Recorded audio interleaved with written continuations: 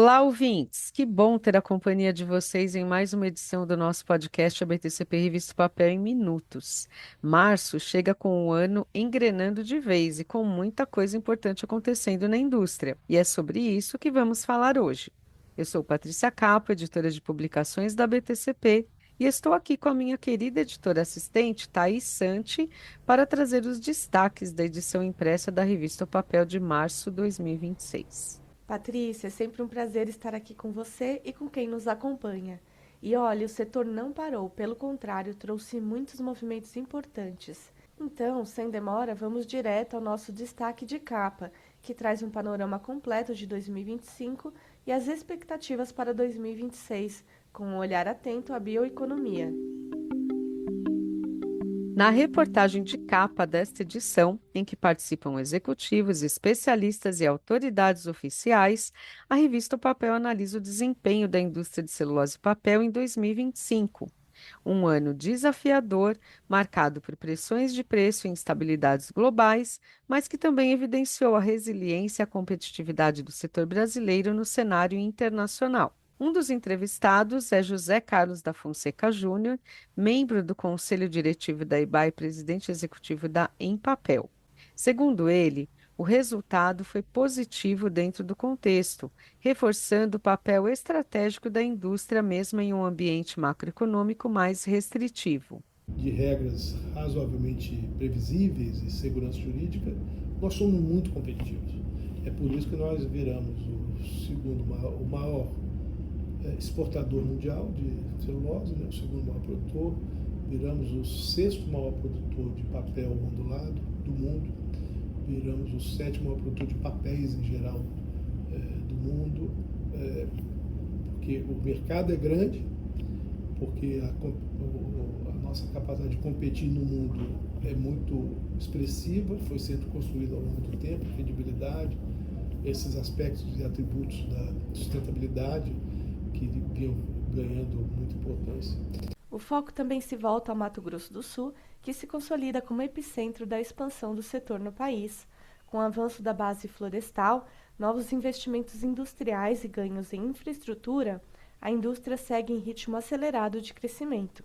Segundo Jaime Verruc, secretário de Meio Ambiente, Desenvolvimento, Ciência, Tecnologia e Inovação do Mato Grosso do Sul, a expectativa é de continuidade dessa expansão, acompanhando a nova onda de projetos e reforçando o protagonismo da região no futuro da celulose brasileira.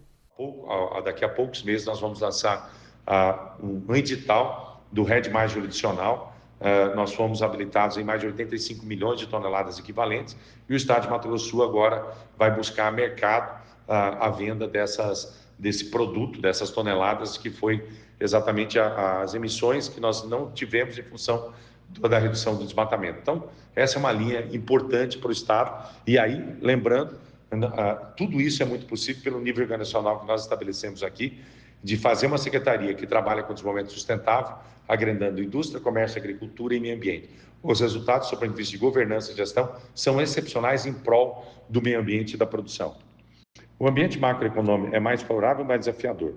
Olha, eu acho que quando o ambiente hoje geopolítico mundial ele é desafiador, né, mas eu enxergo uma oportunidade do Brasil se posicionando como esse grande hub de transição energética, fornecimento de alimentos e fibras para o mundo. Então, acho que esse é o olhar que o Mato Grosso do Sul, nós dentro dessa geopolítica mundial, o Mato Grosso do Sul reforçou a sua posição estratégica de ser um fornecedor de alimento, olhando para a segurança alimentar, ser um fornecedor de energia, de biomassa, energia limpa, 94% da nossa matriz é limpa, com geração limpa, e se posicionando como fornecedor de fibras.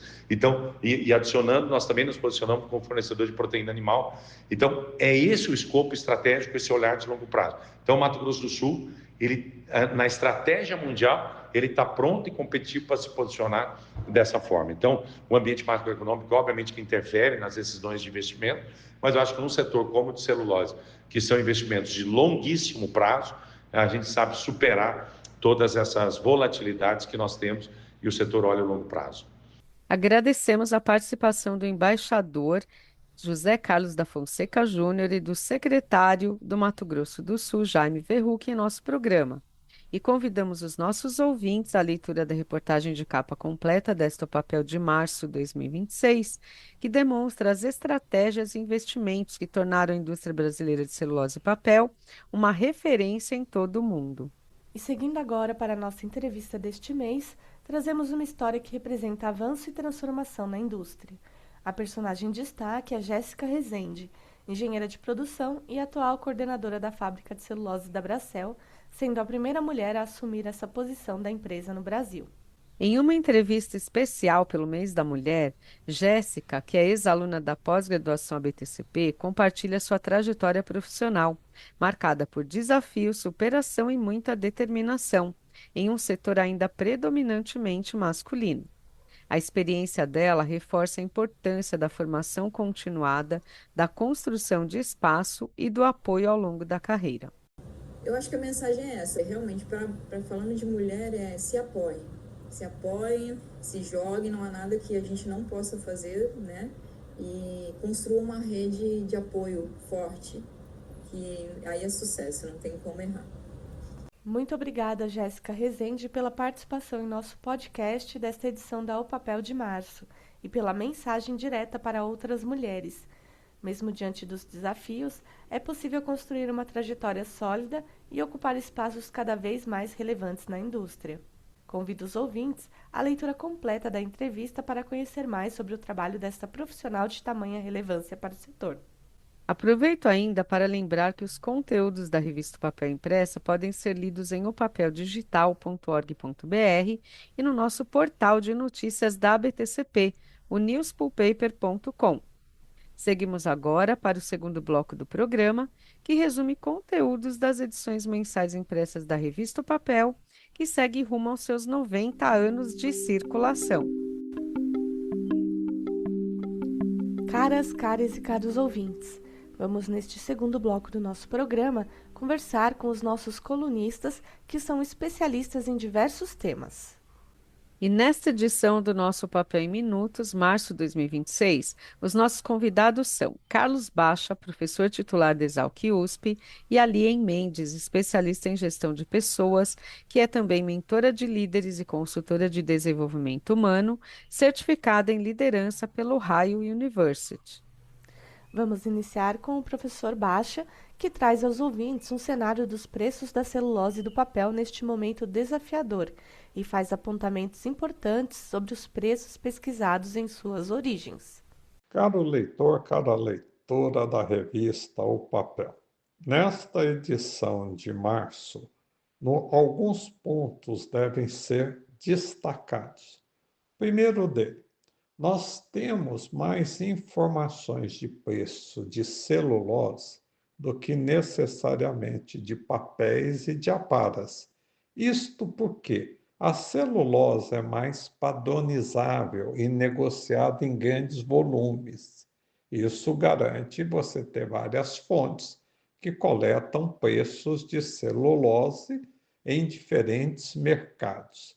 Segundo ponto, quando nós analisamos preço, em especial preço de celulose, é importante separar o preço referência, também chamado de preço lista, do preço spot. Algumas fontes geram ambos preços, como a Natural Resource Canada, que dá preço referência para celulose nos Estados Unidos e Europa e provavelmente preço spot na China. Terceiro ponto, é possível que fontes diferentes tenham preços de referência ou spot diferentes para o mesmo produto na mesma região. Isso ocorre tanto na Europa como na China. Quarto ponto, há uma revisão de preços que essas instituições fazem. E a Natural Resource Canada, cujos dados estão no gráfico 1 e na tabela 1 de nossa análise, reviu o preço da celulose de fibra longa para a Europa, que ela publicou em dezembro. E agora, para janeiro, ela indica uma alta muito expressiva do preço da celulose na Europa, permanecendo estável o preço da celulose de fibra longa nos Estados Unidos e pela primeira vez em 12 anos, o preço referência da celulose na Europa está acima do preço referência nos Estados Unidos. Estão se cobrando $40 a mais por tonelada de celulose de fibra longa na Europa em relação ao que cobra nos Estados Unidos. A China é atualmente um dos mercados que nós temos mais fontes de informação disponíveis e passíveis de publicação sobre o preço da celulose. E chama a atenção de que as fontes de dados foram coincidentes em indicar aumento do preço da celulose no final do ano passado e início de janeiro. Mas como vocês vão poder ver da leitura da nossa coluna, não está ainda consolidado o que vai acontecer na China com o preço da celulose, principalmente em março desse ano. Algumas fontes indicam aumento e outras não necessariamente aumentos de preço. Lembrando que para a China, atualmente, nossos dados são preço do mercado à vista, não mais o chamado preço lista, como ocorria em análises passadas. Isso porque a Noresco agora publica preços efetivamente negociados e não mais preço de referência. Boa leitura de nossa coluna. Nossos agradecimentos ao professor Carlos Baixa da Exalc USP pela presença em nosso programa. E vamos chamar agora a minha querida colunista de carreiras, Lien Mendes, que está hoje representando aqui a força feminina no mês em que se comemora o Dia Internacional da Mulher. Aliás, parabéns a todas as mulheres do setor de base florestal. Seja muito bem-vinda aqui, Lien, ao nosso Papo em Minutos deste março de 2026. E antes de você comentar sobre como as mulheres conquistaram espaço no mundo empresarial e fazer também um breve balanço sobre essas conquistas, eu gostaria de pedir a você para contar aos nossos ouvintes sobre esta tal economia das habilidades profissionais relativa à carreira e que tem provocado uma reflexão nos executivos que você inclusive traz esta reflexão, né, ao seu artigo deste mês como uma provocação. O título é: Sua carreira virou um ativo em depreciação? Ali, Patrícia, em sua coluna, conta uma história de um executivo que, ao ser promovido à vice-presidência da empresa, toma a decisão de pedir demissão, não porque fracassou, mas pela humildade de reconhecer que estava ficando para trás quando a empresa decide fazer uma transformação digital. Sim, Thaís, e que coragem deste executivo no auge da sua carreira. O que fica ao ouvir esta história é: como ter esta coragem? Como esta força surge dentro de cada um para dar este passo em um momento em que não se está em crise, mas sim em promoção? E quem irá conversar com os nossos ouvintes e conosco e responder a esta pergunta é a própria Lien. Olá, Patrícia. Olá a todos os ouvintes. Obrigada pelo convite, por essa pergunta tão profunda. Realmente você tocou em algo que me move quando eu trabalho com líderes, essa intersecção entre a psique, a identidade e a carreira. E eu vou começar, Patrícia, sendo honesta. Esse executivo da história, na verdade, ele não pediu demissão por falta de coragem. Ele pediu porque realmente, finalmente, ele teve coragem, né? E essa é uma distinção crucial para entender como que a nossa mudança acontece. Porque imagine você um cenário, quando você passa 25 anos construindo uma carreira, você não está apenas acumulando conhecimento. Ali também você constrói uma identidade, né? E essa carreira se torna parte dessa identidade. Você é a pessoa que entende melhor isso do que ninguém, você é respeitado por aquilo. Existe segurança psicológica, existe pertencimento nisso, né? Então, quando o mundo ele muda e essa expertise, você sente que ela começa a perder valor, não é apenas uma questão de atualização profissional, é uma questão existencial, né? Então, a psicologia, ela nos mostra que as pessoas, elas não têm medo da mudança. Elas têm medo de, nesse processo, perderem identidade ou de se tornarem relevantes. E é esse medo que muitas vezes faz com que as pessoas neguem essa mudança do que prefiram enfrentá-la, né? Então, imagina, aquele executivo que eu citei no início do meu artigo, por exemplo, ele passou meses em negação. Até que um dia ele percebeu que essa negação era mais dolorosa que a mudança. E aí eu acho que esse é o segredo, né? Que ninguém fala sobre a coragem.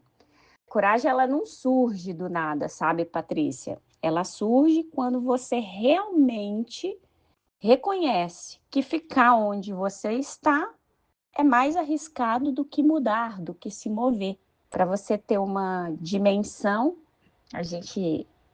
existe um psicólogo chamado William Miller, que ele versa bastante sobre mudança comportamental, e ele descobriu nas pesquisas dele que as pessoas, elas não mudam, na sua maioria, por uma motivação positiva, mas mudam por insatisfação, mudam quando a dor de permanecer igual, né, se torna maior que o medo de mudar. Então, coragem, eu gostaria de deixar isso claro para os nossos ouvintes, não é algo que você desenvolve antes de agir. É algo que emerge quando você age, apesar do medo que você tem. Então, a ação precede a coragem. É a ação que cria a coragem, e não o contrário. Mas qual é o grande X da questão? Aqui que muitos profissionais se perdem. Por quê? Alguns esperam que essa dor ela seja insuportável para, a partir daí, mudarem, ou ser demitido, ou perderem uma promoção, ou esperam até não ter mais uma promoção. E aí, quando elas agem, elas estão em uma posição de fraqueza e não em uma posição de força. Então, o que é importante entender, né? Aquele executivo do artigo, ele saiu no momento onde ele estava em uma posição de força, estava muito bem profissionalmente, no ápice da carreira dele. Ele reconheceu a mudança enquanto ele ainda tinha credibilidade, tinha rede, tinha recursos. Então, ele saiu de uma posição relativa de força. Isso é raro. Tem pessoas que não reconhecem esse time, elas esperam ser forçadas a mudar. Então, é importante entender, né, que essa mudança ela é a somatória de pequenas decisões que você toma todos os dias. Então, por exemplo, quando você tem coragem de escolher aprender algo que você não sabe, mesmo que você pareça incompetente, quando você tem coragem de pedir ajuda, né, em uma área onde talvez você deveria ser um especialista, de admitir que a sua forma de pensar sobre algo, um problema, está desatualizada. Então, essa coragem ela é construída no dia a dia. Então, se eu pudesse dar uma dica, a primeira seria: reconheça se você está ou não em negação. Porque a maioria das pessoas, elas não fazem isso. Elas dizem, estou aprendendo continuamente, né? Enquanto elas estão ali fazendo o que faziam há 10 anos. Então, seja honesta com você mesmo. Quais habilidades você desenvolveu nos últimos 3 anos? E aqui eu não estou falando de cursos que você fez. Estou falando de habilidades que você realmente pratica e que mudaram a forma como você trabalha. Segundo, comece dando baby steps, né? Pequenos passos. Comece pequeno. Não precisa fazer essa transformação radical, mas escolha, por exemplo, uma área onde você é iniciante e se permita ser incompetente, poder aprender a usar uma ferramenta nova, para entender um conceito que você sempre evitou. É importante praticar essa sensação de não saber. E terceiro, e é muito importante trazer também, que nessa caminhada, poder contar com pessoas, como com mentores ou com um par que já fez essa transição que você precisa fazer, isso vai acelerar ainda mais essa curva de aprendizagem sua, porque quando você vê alguém que você respeita tendo feito aquilo que você teme fazer, né, algo muda no teu cérebro, deixa de ser abstrato, então vira algo possível. E sem querer me alongar, né, mas por quarto passo aí eu diria assim, olha, redefina também a tua identidade profissional. Às vezes a gente se apega a algumas coisas como verdade suprema. Então, talvez não seja mais, olha, eu sou especialista nisso, né, em X, Y, Z, mas alguém que consegue aprender X, Y, Z rapidamente. Então, a identidade hoje é resiliente. Então, pensar nisso é extremamente importante, né, Patrícia? Agora, eu quero deixar também uma pergunta para todos os nossos ouvintes. Você me perguntou sobre a coragem de mudar, mas eu acho que a pergunta mais importante aqui, Patrícia, é qual é o custo de não mudar? Porque a mudança, ela dói sim, mas a estagnação, ela dói mais. A estagnação, muitas vezes, é morte em câmera lenta, é ir perdendo a relevância enquanto você ainda está vivo profissionalmente. Então, eu gostaria de deixar vocês com essa reflexão, sabe? Para os ouvintes que estão se reconhecendo nessa história que nós estamos conversando, eu gostaria de dizer que essa coragem não é algo que você espera sentir, é algo que você pratica todos os dias, em pequenas decisões.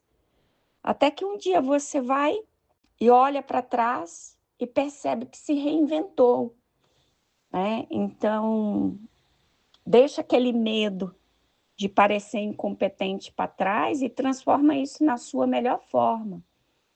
Porque agora você sabe que consegue aprender. Então, em um mundo que constantemente está em mudança, a capacidade de desaprender e reaprender é a única segurança que nós temos.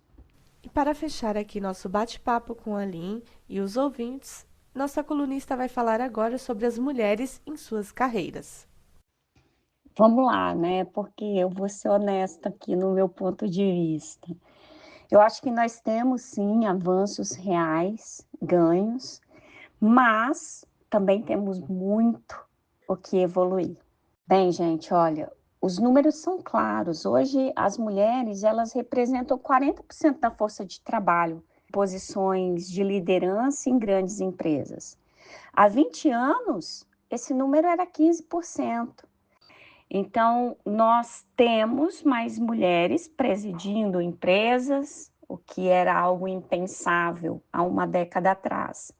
Mas o que me preocupa é que nós ainda estamos celebrando a presença, quando a gente deveria, na verdade, estar falando sobre substância. Por quê? Mulheres em posições de sênior, elas ainda ganham menos que homens, na mesma função. Então, quanto esse sistema está maduro, né? O quanto, por exemplo, as mulheres precisam demonstrar mais para receber o mesmo reconhecimento que outra pessoa de outro gênero que ocupa a mesma posição.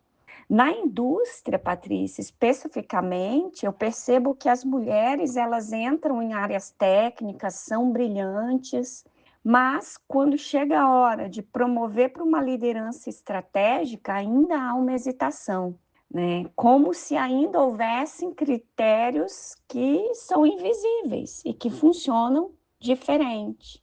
Então, eu acho que o maior desafio nosso hoje não é mais a entrada, a porta, é o que acontece depois que a gente entra. né? Porque se a gente for observar, nós temos mulheres que chegam a posições de poder operando com as mesmas estruturas mentais que os seus antecessores e reproduzindo os mesmos padrões, trabalhando 60 horas por semana, sacrificando seu bem-estar pessoal diante de inúmeros papéis que são exercidos, né? E acreditando, na verdade, que esse é o preço do sucesso. E isso conecta exatamente com o que nós falamos no artigo dessa semana, com a economia das habilidades. Porque, historicamente, nós fomos forçadas a ser adaptáveis, a aprender rapidamente, a navegar em sistemas complexos, né? Que são habilidades que o mercado tem exigido agora. Mas há um risco, o risco de que as mulheres continuem sendo as que se reinventam para se encaixar, enquanto as estruturas das empresas, as estruturas organizacionais, elas não evoluem para acompanhar, né, essa diferença entre o masculino e o feminino. Então, o risco que nós temos real é o risco de que nós continuemos com um sistema onde alguns grupos têm que trabalhar mais para chegar no mesmo lugar que outros. Então, meu balanço é esse. É um balanço de que nós temos, sim, conquistas reais, mas ainda estamos operando dentro de algumas estruturas que precisam ser reimaginadas, né? E tenho esperança nisso. Isso me dá esperança porque, para mim, a verdadeira conquista não é estar no mesmo lugar que os outros, é construir carreiras que alimentam você. É criar organizações, empresas, onde excelência e bem-estar não são opostos. E hoje a gente vê uma geração mais jovem fazendo exatamente isso, rejeitando algumas estruturas que já não funcionam, criando os próprios caminhos, redefinindo o significado de sucesso. Então, mulheres que me ouvem, né? Homens também, vocês não precisam ser 2 vezes melhores. Precisam ser autenticamente vocês. Isso é muito mais poderoso. Muito obrigada, Lien querida, pela sua ilustre participação neste Papel em Minutos do Mês das Mulheres. E desta forma, com esta homenagem especial destacando as mulheres neste mês dedicado a elas, fechamos o nosso segundo bloco deste programa, convidando os ouvintes a acessar newspulpaper.com e a ler não apenas as colunas do professor Bach e da especialista em carreiras Lien Mendes, mas também todos os demais colunistas que trazem artigos relevantes este mês e que estão no nosso portal newspulpaper.com. Boa leitura a todos, todas e todes. E chegamos ao bloco final de mais uma edição do podcast ABTCP Revista o Papel em Minutos. Neste encerramento, você confere os temas mais relevantes que foram notícia no portal newspulpaper.com, os destaques da coluna Radar, nosso agradecimento aos anunciantes e o tema de capa da edição de abril da revista O Papel. Entre os destaques do portal newspulpaper.com, um dos temas que chama a atenção é o potencial da rota bioceânica para redesenhar a logística da celulose brasileira, especialmente nas exportações para a Ásia. Exato, Patrícia. A expectativa é de redução de custos e tempo de transporte, mas a competitividade ainda depende da infraestrutura já consolidada. O sucesso do projeto passa por integração entre países, avanços regulatórios e a conclusão das obras. Outro destaque importante envolve o cenário internacional. O conflito no Oriente Médio acendeu um alerta para a indústria de celulose e papel, principalmente pelos possíveis impactos logísticos e energéticos. Com o risco de fechamento do Estreito de Hormuz, pode existir aumento nos custos de frete, insumos e produção. Ao mesmo tempo, surgem oportunidades, como possível ganho de competitividade para exportadores fora da região afetada. E falando em movimentações estratégicas, a IBEMA anunciou a aquisição de parte dos negócios da Biopaper no Brasil, incluindo uma unidade no Paraná. Esse movimento fortalece a estratégia de verticalização da empresa, com ganhos de eficiência, maior controle de insumos e mais competitividade em um mercado cada vez mais orientado às embalagens sustentáveis. Excelente, Thaís. Seguimos então agora para os destaques da coluna Radar desta edição do Papel de Março. Entre eles está a parceria entre Suzano e o Instituto Coca-Cola Brasil, que foi renovada até 2027, com o objetivo de capacitar cerca de 60 mil jovens em situação de vulnerabilidade social. Na frente logística, o Porto de Paranaguá também ganhou destaque, com um pacote de investimentos bilionários. São 6,8 bilhões de reais direcionados à modernização. Já a SKF avança no reposicionamento de sua operação no Brasil, com investimentos e expansão industrial.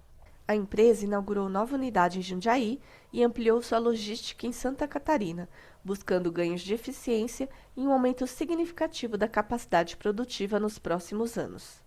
Em sustentabilidade, a Irani segue evoluindo na gestão hídrica e se aproxima da sua meta de redução de uso da água.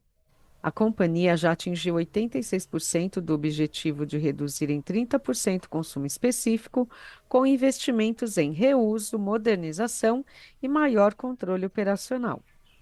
E sem dar mais spoilers, confira essas e outras notícias no site da revista opapeldigital.org.br ou no portal newspaper.com. Ou ainda, aguardem a revista chegar em suas residências. E antes de nos despedirmos, aproveitamos para agradecer os anunciantes da edição da revista Papel de Março 2026. São as empresas Andritz, Ergen, Interação Urbana, Cadent South America, Lab Analytic Ambiental, a Lantier Brasil, a Fênix, a Valmet Flow Control e a Zinga Metal Brasil. E não menos importante, Patrícia, vamos anunciar agora o tema de capa da nossa próxima edição de abril de 2026. O desempenho que faz história. O primeiro ano completo da unidade da Suzano de Ribas do Rio Pardo, no Mato Grosso do Sul, que é a maior linha única de celulose do mundo. Confira como a empresa completou a fase de aprendizado, superou metas e redefiniu os padrões das indústrias do setor. Aguardem! E depois de 3 blocos repletos de conteúdo, chegamos ao final de mais um episódio do nosso podcast, aproveitando para lembrar que esperamos por vocês em nossas mensagens via e-mail, deixando aqui o nosso contato, que é podcast@btcp.org.br. E escrevam então para a gente. Um grande abraço a todas, todos e todas e até a nossa próxima edição.